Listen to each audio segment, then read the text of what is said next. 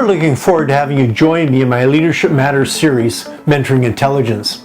My name is Phil and I'll be your host as we'll be discussing some practical issues regarding being a mentor and finding a mentor. However, we're going to begin our journey by actually defining mentoring. You know, over the years I've discovered that this is so important, for it has often come to describe a wide range of relationships.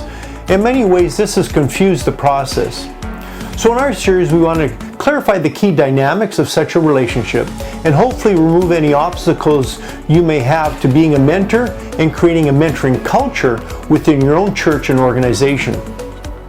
You know, we will discuss many practical aspects, of course, of mentoring relationship.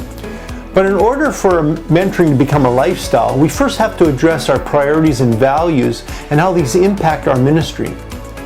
You know, being a Christian leader is a challenge and has some unique pitfalls. It is more than just being proficient at, accomplishing ministerial activities. It has much more to do with matters of our heart and character. We pass on leadership the way it's been given to us. And so it's crucial that we have a biblical perspective of leadership so that we can mentor others. I look forward to walking this journey with you. So why not grab your phone, your computer, pop in those earbuds, and join me in my Leadership Matters series, Mentoring Intelligence.